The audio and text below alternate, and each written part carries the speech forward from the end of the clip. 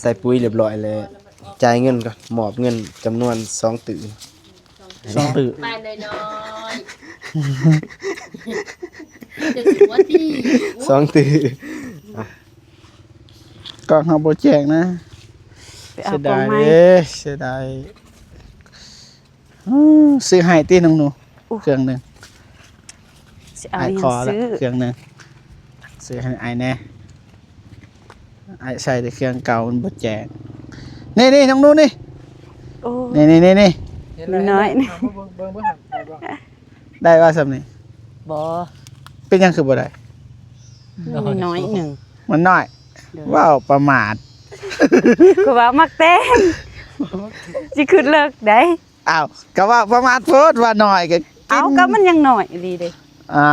วมันสิหาใหญ่กว่านี้ อยู่สวนเฮา บ่มีติ ซ้ำเขียนยังบ่ได้เก็บ โอ้ ปะไว้ โอ้ my god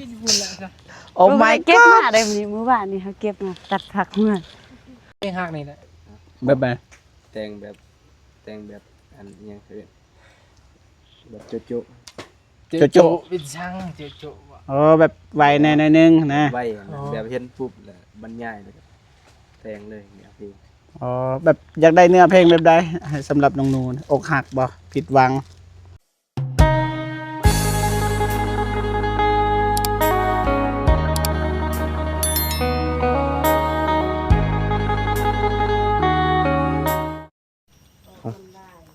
โอเค ออกน้ำลายนะ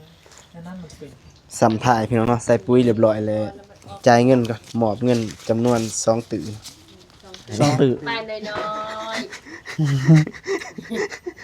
จะถือว่าที่ 2ตื่นเด้อ ขอบใจเด้อ ใจหลาย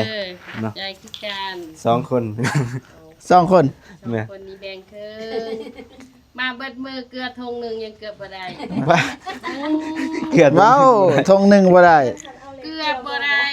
มาสิเอาเกลือให้เด้อ เงินมันคือไปซื้อเป๋าหนึงให้ได้อยู่3เป๋ารู้ ฝ จั น ก ตกดินอันเบิดเดือนนี่ได้มามื้อหนึงพอได้ชื่อเกลือคือดูกกิน เด้อ เอิ้นอะไรไอ้บางคนโจมบางคนผู้ใส่โจมเป็น โจมใส่ หาเหือแห้งโจมพุย ให้2คนนี่แหละคอยบ่ไหว จับกล่องให้บ่ เก็บได้ จับกองคือเก่าหั่นล่ะ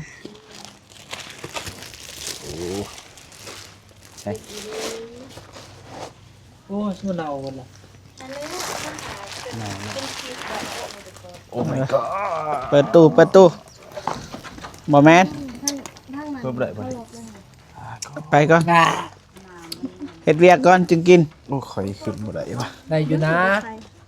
รู้สึกว่าขาข่อยจัง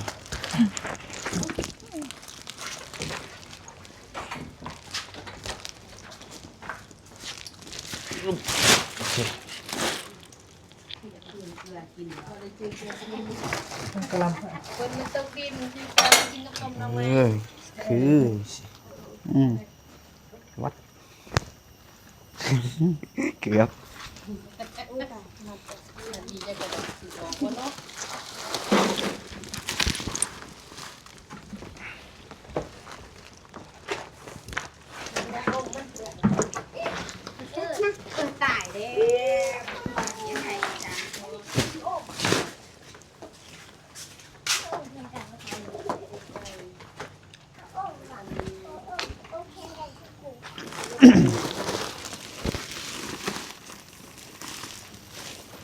โอ้ยไอ้เอื้อยบ่ได้จ่ายเงินซะบ่ให้ก็ได้เนาะโดยโอ้คนกันเองจะสิเอาจะ ค ได้ นกัน แล้ เอง คนกันเองว่ะ คนกันเองบ่เอาก็ได้เนาะ อ้าวผู้ใดนี่เธอสบายดีเด้อมืดสบายดีเบื้องนี้ที่มันเหลื่อมเบื้องนั้น คิดว่าสิมาใส่ปุ๋ยซอยบ่แม่น อ้าวมายังฮู้เด้อ มาส่งพักเอาผักให้นะ โอ้ฮู้เด้อ มาส่งพักให้เอื้อยเพิ่น ฮู้เด้อมาเฮ็ดหยังไอ้ฮู้เด้เสียบ่ไอ้ฮู้ว่าน้องมาหยังเด้อตอ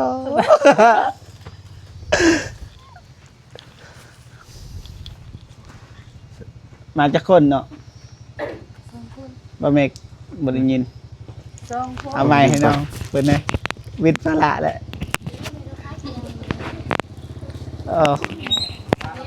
น้ำหวานบ่เมกน้ำหวาน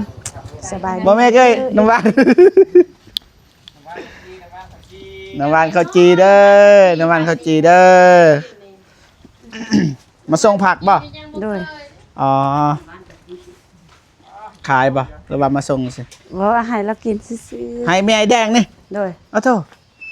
บ่ธรรมดาเอ้ยน้ำใจ แบ่งปัน นี่ นี่ เอา บ่ ผักเอามาลาย นี่ อันนี้บ่ผักซ้ำนี่บ่ โดยมีหลายอยู่เอามาบ่ได้ อ๋อ ยานเรากินบ่เบิดมันสิเน่า อืม คิดว่าเราอยู่ผู้เดียวดิ ได้หาก็เห็นลูกนี่เด้บ่เคยเห็นนะลูกแบบนี้กำลังเห็นนางหนูแต่งตัวแบบนี้ เนาะ เนี่ยได้ว่าไม่เบ้างนั่นนี่ละงาม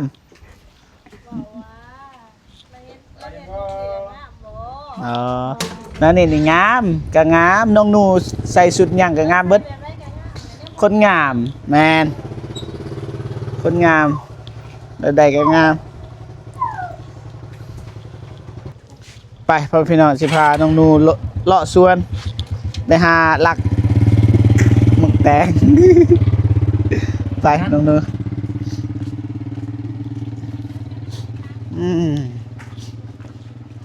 ครั้งแรกแบบเจอน้องหนูแบบตอนที่บ่เฮ็ดเวียกเหมือนนี้แหละผู้นั้นนี่เก็บกินคากกเลยนี่สาลีนี่ รักนะ หลักเลย กาแฟเอามาข้าวโพดซุปแดด กระโปรงซุก เบิ่ง ฮัลโหล น้องหนูยังยางไหวได้อายยางบ่ได้เลย แต่งนะ เบิ่งหมึกแตง เบิดแล้ว มือพามาสวน บ่เบิดดอก ดี สวัสดีงามตัวเลย มีแต่ดอก เอาอีกแล้ว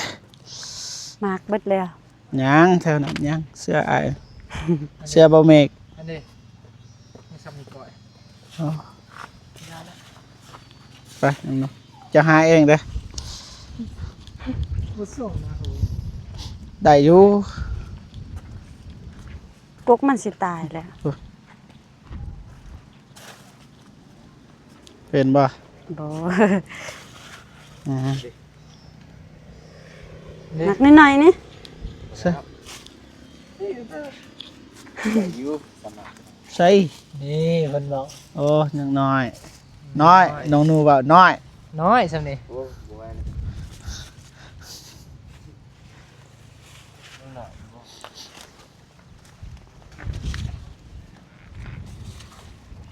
กินเบิดเลยนะเบิด มันกำลังดอกนะนี่ก็มากคือกันได้มากนี่ เจ็บร้อยนะ ยิ้มนะน้องหนูสุดท้ายกล่องเฮาบ่แจ้งนะ ไปเอา เสีย กล่อ ดาง ย ไม้ เด้เสียดาย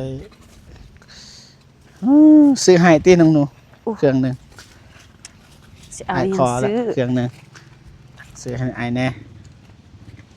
ไอ้ใส่แต่เครื่องเก่ามันบ่แจ้งนี่น้องหนูนี่ โอ้ นี่ เห็แล้ว น้อย เบิ่งเบิ่งหันไปบ่ ได้ว่าสำนี่ บ่ เป็นหยังคือบ่ได้ น้อยหนึ่ง มันน้อย เดี๋ยว ว้าวประมาท คือว่ามักแต่งสิขึ้นเลิกได้ อ้าวก็ว่าประมาทโพดว่าน้อยก็กิ เอาก็มันยังน้อยอีหลีเด้ อ้าวมันสิหาใหญ่กว่านี้ อยู่สวนเฮา บ่มีติ ซ้ำเขียนยังบ่ได้เก็บ โอ้ ไปสั่น ปะไว้ โอ้ my god กินบุญละจ้ะ โอ้ my เก็บมา god ได้มื้อวานนี่เฮาเก็บมาตัดผักมามื้อนี้บ่ได้เก็บมา พ่นเห็นแล้ว ใช่ ไปเบิ่ง บ่มีนะเก็บเสาแรงนะเขาอยาก ทิศหนึ่งเป็นเซนโคตรเนาะเดือนคือว่าการค้า เห็นนะบ่พ่นน้องๆพ่นไอเห็นนะบ่แม่น อู้ว่า มีแต่ดอก บ่แม่น มีแต่น้อย นี่ นี่น้องหนูพูดพอดีได้ให้เจ้าเพิ่นพอดี อ้าว บ่ได้ละ กำลังอ่อนๆเอ้ายังแสบอ่ะ คุณนะบ่ขมเก็บเบิ่ง บ่ปะก้อนมันใหญ่กว่าติ จับให้มา เอาแล้วนะน้องหนู โอ้ย เอาแล้ว สำนี้ เอามันใหญ่เลยซ้ำนั่น ทำนั้นยังหน่อยบ่ฮะ เอาตัวนั้นใหญ่กว่าซะ เด้ตัวใหญ่เด้หันไปเจ็บหาตัวนั้นอันนี้ได้ช่องเอาลูกช่องอันนั้น มันเหมาะ มือน้ำถ้าได้ตัวใหญ่เด้พุ่นบ่แม่นโอ้บ่แม่นอีหยังวะตาบ่แม่นข้อนิน คันใบอันนี้ใบมะ โอ้ เขือ ลมพัดทิวไผ่นี่น้องหนูสั้นๆแน่นอน ได้เลย อ่ะ อันนี้ได้บ่ ใส่เบิ่งบ่จันโยนมานี่บ่โยนมานี่เบิ่งคอยเบิ่ง โยนกลับอยู่บ่ ไปแล้วบ่เกิด นี่จะมักตัวใดนี่กับเท่านั้นทามิลีเอา เอาบ่มักบัดสอง กินลองกินเบิ่งน้องหนูคมบ่ บ่ล้างบ่ บ่ล้างนะ ธรรมชาติพูดเพราะว่าแล้วบ่กลับคืนมา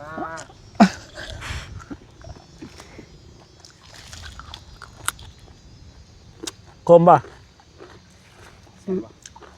เจ้า เกิดเป็นน้องหนูสบายวึดแต่คนอยากให้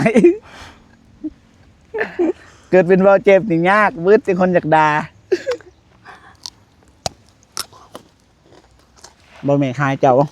กับเบาจัน หาแทนเด้อ ฟักเอาเนาะ พักนั่งคู่ ฟักไอ้คุ ห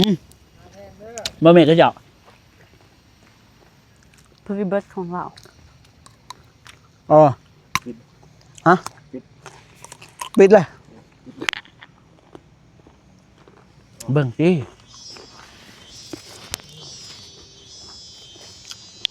เดี๋ยวเดี๋ยว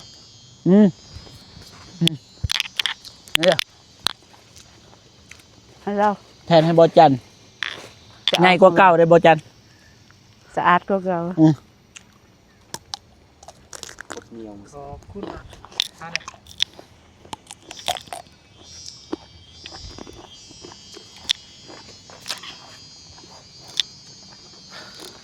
พอแล้ว สะอาดกว่าเก่าว่าซั่น เอาหนักไปล้าง ขอบคุณเลย เอาไปล้างให้เรา น่าอาย เอาไปล้างให้เรา เบื้องก็เสร็จอ่ะเสร็จจะส่งพอดีเหรอพอดีแซ่บ อ่อนๆนี่ ไป ยังอ่อนอยู่ ไปดิ น้องหนู หืม จะเกลือจะมาทางนี้ ลายแล้ว นับ ห้า เอาเสื้อ ห้าเพื่อ มาสวยปะทามิลีมาสวยปะ โดย เลยมาหาเงิน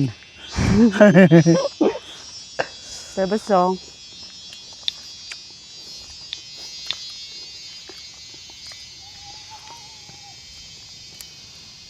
แล้วใส่แบบนี้เนาะ น้องนวลอย่าพาวเด้อมันบ่แจงนะกล้องข่อย จากการเกษตรคนนั้น นี่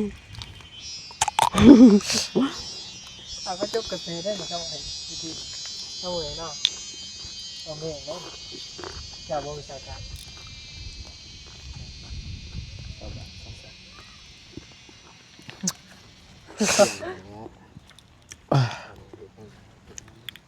เอาขุดเอาแล้วใส่ ซักเอา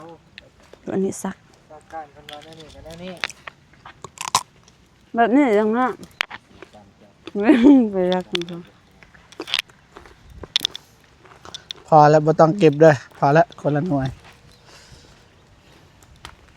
คนละหน่วย พอแล้ว ยิ้มอยากกินไรหน่วย หน่วยพอแล้ว คนปลูกเขาก็จะกิน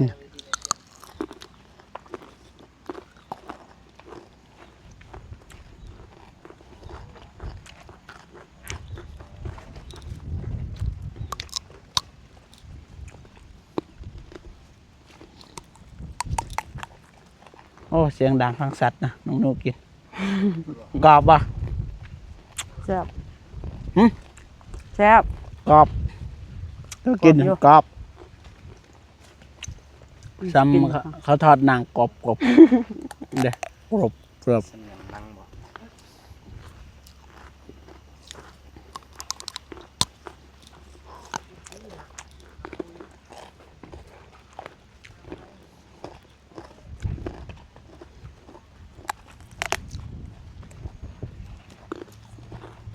คอจะได้พัก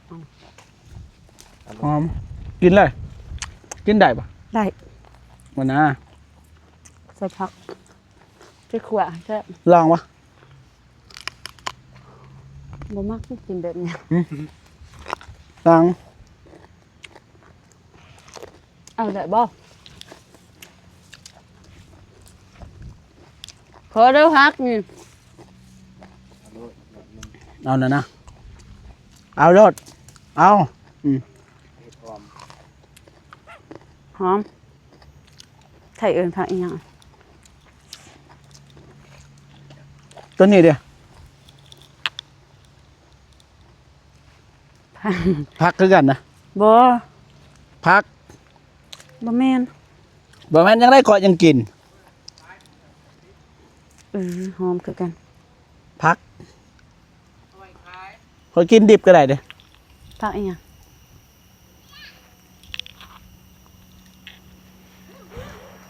มันเป็นคือกกกกในมักงาอันเด้จะหอมคือกันจักคือกัน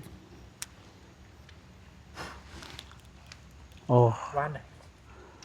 โอ้โอ้ไม่เห็นเลย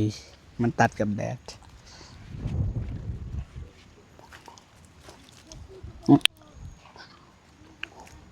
นั่งตู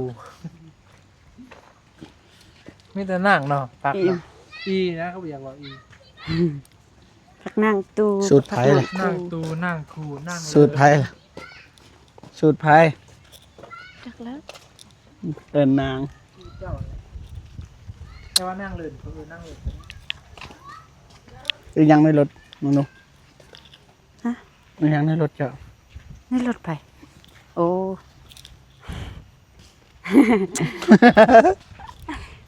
ของแซ่บ หรือยัง มักส้ม หึ มักส้ม หรือยังมักสนเคิร์นมันยังมักข้อ ขอกินบ่ ตำแจวปลาแดก โอ้ เพิ่นอันนั้นนะ ลองกินมันส้มมาหรือว่ามันหวาน ต้ม แซ่บส้ม กินเล เลย ย เด้ แซ่บ ขึ้นเลยเด่น อย่างยังบ่แสบน้องนูเจ้า นี่ยังก็แซ่บ ไปถามมาส้มหรือหวาน กินแล้วมันแซ่บเพราะว่า สีเหลืองปะ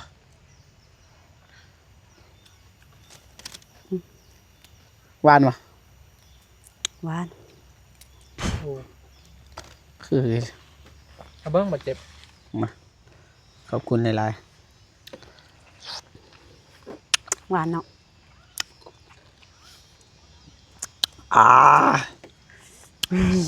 ๆศพ กินแบบนี้ก็บ่ไหวเนาะ ศพเห็น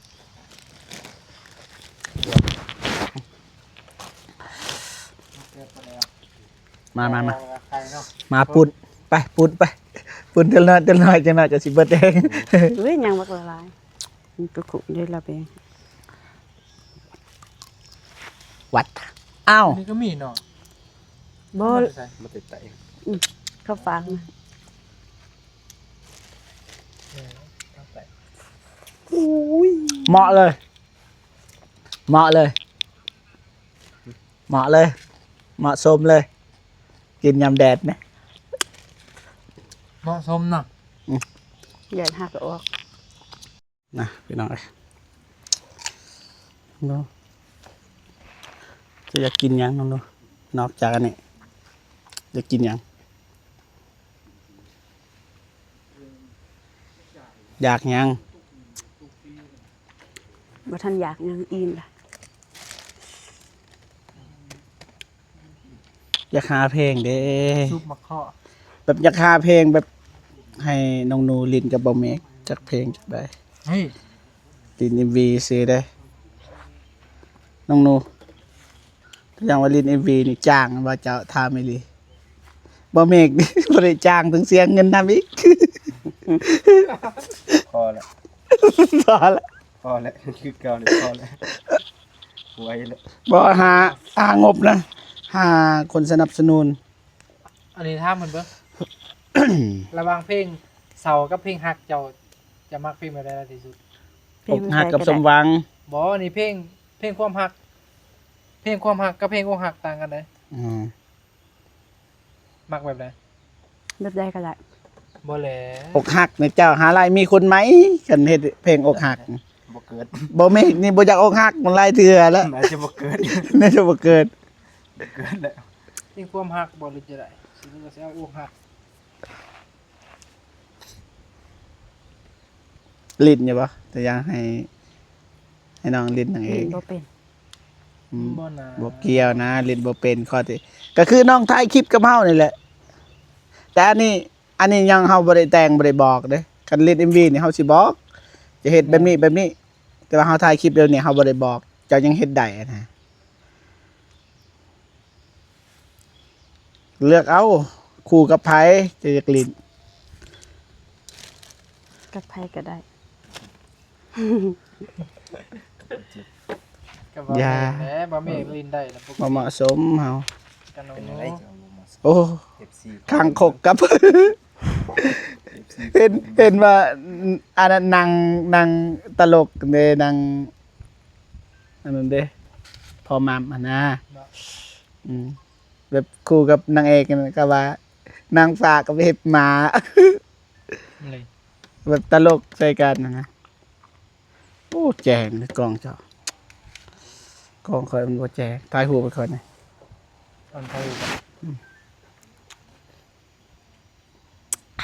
คือกันเนี่ย ก็ถ่าย แซ่บ นะ แห้ง ครับถ่ายรูปทำมันอะไรแล้ว ลองดูนำนะ1 2ส่งให้หน่อยโอ้กล้องเฮาบ่ได้นะจักสิเฮ็ดจังได๋วะ ซื้อใหม่ครับ ซื้อใหม่นะน้องนูไป ให้เงินซอยแนวดิ จ่ายเงินมาจะไปซื้อสิเลือกโฟนเอา iPhone 11 Pro Max 18เลยมีป่ะ18 มี ออกมาอีกเลย บอกแล้ว ตามเทรนด์บ่ทัน โอ้จัดไปบ่แม็ก iPhone บ่ปานใดนั่นน่ะ ไปไว้แล้วมีประมาณหลายโพด iPhone ประมาณ40 จักรลาด 40 บาท โอ้ยาจ้ะ40 ลาด กลัวละ 40 บาท 70,000 7-8 หมื่นบาท น้องนูจัดไป คอแบบตรงๆเลยนะ เขาหุบนะ 6 ตัว หนึ่งสัก ตรงๆเลย นะ 400 ลาด ทางอื่นบ่มีความหวังแล้ว ซื้อยายกันนะติดเร็วอยู่บาดเจ็บ2เครื่องซะบ่ได้ถ่ายคลิป ซื้อ2เครื่องเลย อยากหายเลยหน่อยนี้ก็เอาไว้ สุดในท็อปสุด แม่เอา Samsung ซะ S26 S7 มีอีก็ กิน คอยนี้คนแรกขันยังไงใส่แบตตู้ระดับ7,000หมดแล้ว อืม เอาปูลิโนมันจะทน ยิ้มเลยเนาะ ยิ้มยัง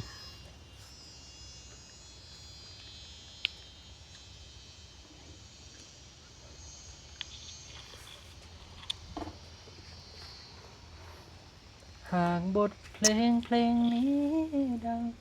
ให้เจ้าจำว่าเป็นอ้าย เดี๋ยวแต่งบ่ หึ แต่งบ่เพลงให้เขากับ น้องหนู เพลงใหม่ไง แบบใด เฮ้ยเอ้าเพลงฮักนี่แหละ แบบใด แต่งแบบอันอิหยังคือแบบโจ๊ะ โจ๊ะ วิชังโจว่ะ อ๋อแบบไวแน่หน่อยนึงนะ ไว้อะนะ อ๋อ แบบเห็นปุ๊บแล้วบรรยายเลยแต่งเลยเนี่ยพี่ อ๋อแบบอยากได้เนื้อเพลงแบบใดให้สำหรับน้องนูนอกหักบ่ผิดหวัง ฝากฮักถึงใจซะเอาเด้อได้บ่แบบนี้ ได้ เอาลองบ่ หากบทเพลงนี้ดัง ให้เจ้าจำว่าเป็นอายฝากฮักส่งถึงใจปลายทาง ให้กับน้อง ฝากคำฮักคำห่วงใยฝากไปดูแลเจ้าของ คือ บทเพลงที่เขียนกล่าว ให้เจ้าอ่านบทความเหมือนบทเพลง บทความที่เขียนกล่าว ให้เจ้าอ่านก่อนนอนเหมือนว่าเดียวลมหัวลงใส่หมอน ก่อนนอนบอกฝันดี จะได้ต่อ ปล่อยต่อบ่ได้ ขาวๆดิ เอาเร็วครับ เอาอีก เพลงหนึงอีกเหมาะกับน้องนูหาบ่เพลงเอาอีกคิดเห็นน้องนูแล้วก็เพลงนั้นโผล่ขึ้นมาแล้ว เห็นบ่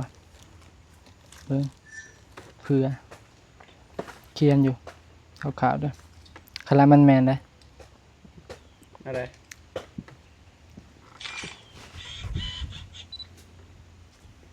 น้องนูถามฟังเลย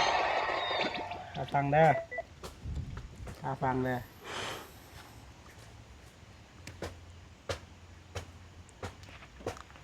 ถ้าฟังบ่เพลงเกี่ยวกับน้องนูนี่บ่เหตุใดเฮาสองถึงจากกัน จากลากันทั้งที่ยังหักบ่เข้าใจบ่แม่นได้ความหมายมันหลายเด้ก็หมายเฮาจากลาทั้งที่เฮายังหักอะนะประมาณนั้นบ่เข้าใจ บ่เข้าใจว่าเป็นเพราะหยัง ว่าเป็นเพราะเหตุใด ลงท้ายด้วยคำว่าจากไป แล้วบ่หวนมา แล้วก็ต่อ พอแล้วสำนี้อันนี้ขึ้นเกินซื่อ ให้น้องนูเล่นเอ็มวีเพลงอันนั้นจ้ะมนต์หักอีกยัง ๆมุนหักเนี่ย มนต์หักอีกยังเพลง มุนหักสวนกาแฟ อ๋อเมือง มุนหักวังเวียง มนต์หักวังเวียง ที่ต้องอยู่วังเวียง ให้น้องนูไปเลย นี่นะเพลงนี้ก่อนนะ ไป เรื่องเมื่อกี้นี่แหละ ฝากหักนั่นแหละ แล้วแต่ หรือว่าเพลง แล้วแต่ความเหมาะสม FC คอมเมนต์ก็ได้อยากได้สไตล์เพลงแบบใด แม่นมักสไตล์แบบใดเมนมา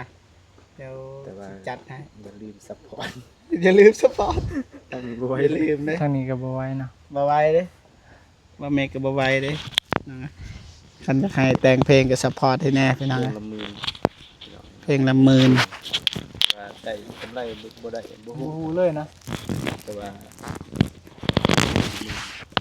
เพลงละหมื่นสนับสนุนแน่พี่น้องเอ้ย 9,000 50,000 เพื่อให้น้องนู ขึ้นเลยแต่ว่าเราก็ผ่านไปแล้วเพลงหนึ่งก็บ่ได้ขาดฟังหยังดอก ว่าบ่ได้มีน้องนูนังล้านวิวเด้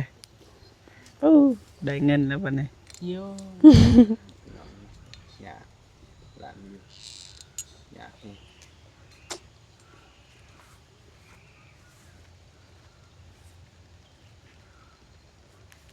ตอนนี้ยังไปบ่ฮอดใจซ้ำเพียง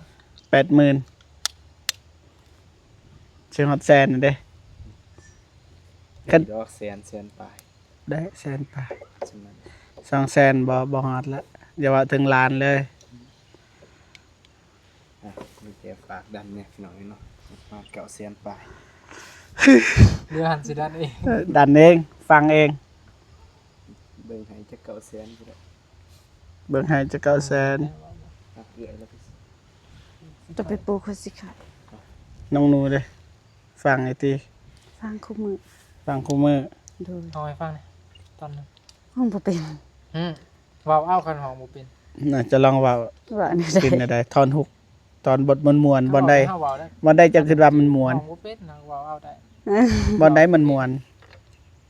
มองได้ บ่ จะฟัง กำลังสิแอบห้องอยู่จังได๋ก็ห้อง ลูกเด้อยู่นำไผ จักไปไสบ่เห็น เลาะเลย ไปน้ำป่าบ่ขี่รถกำนันไปยังจะขึ้นรถ อืม เด็กน้อยมันขี้ดื้อไปเลย มื้อนี้ไปใช้มื้อนี้ ตัดผักเมื่อ ตัด วานนี้ก็ตัด ตัดผัก ผักกะหล่ นี่ผักกะหล่ำอันนี้นี่ ำโดย ข้าวจ้างบ่หรือว่าจังได๋ จางนี่ไปซอยนี่ เนี่ยได้จ้างในซอยนี่ ยามราคาลงแล้วกระจายหน่อยนึงมื้อนี้โล 4,000 แล้วก็ให้2เซนลูกนี้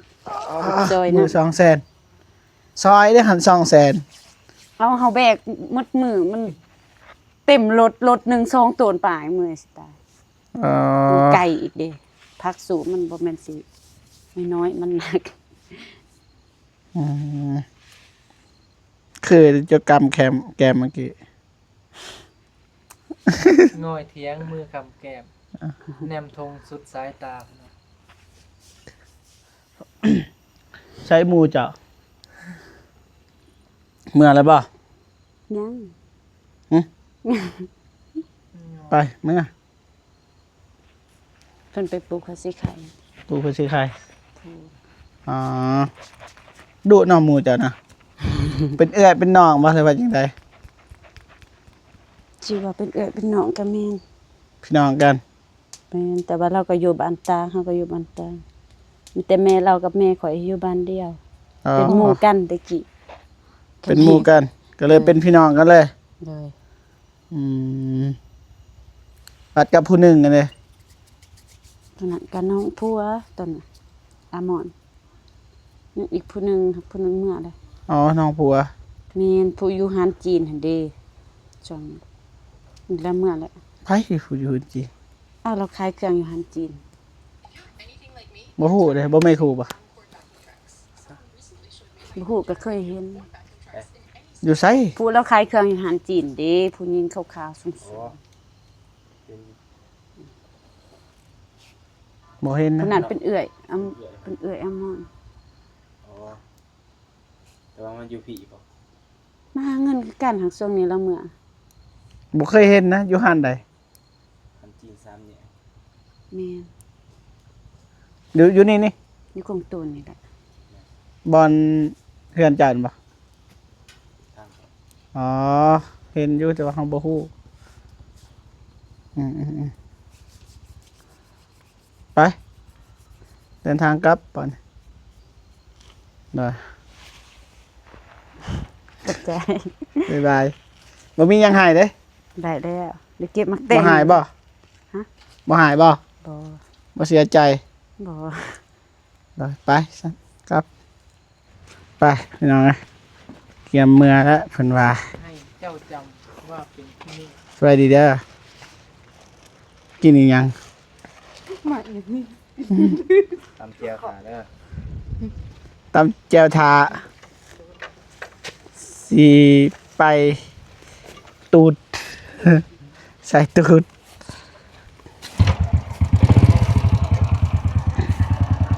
ซื้อรถใหญ่เด้อมื้อหน้าเด้อซื้อเลข12ตื้อบ่ฮอด12ตื้อก็ซื้อได้รถอ๋อรถบ่ซื้อตัวคันละตื้อ5-6005-600ก็มี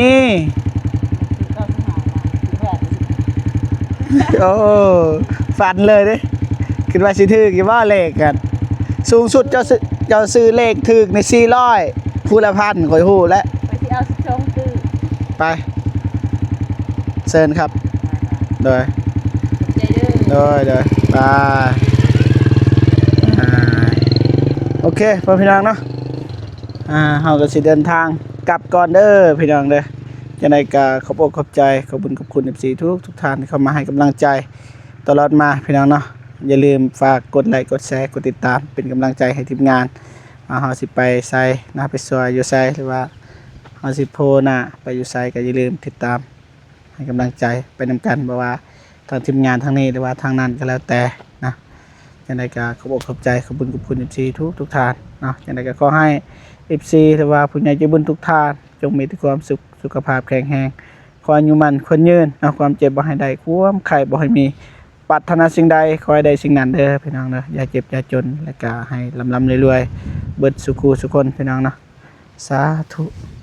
เจอกันคลิปหน้าพี่น้องเด้อสำหรับคลิปนี้ไปก่อนพี่น้องนะกลับบ้านก่อนพี่น้องนะ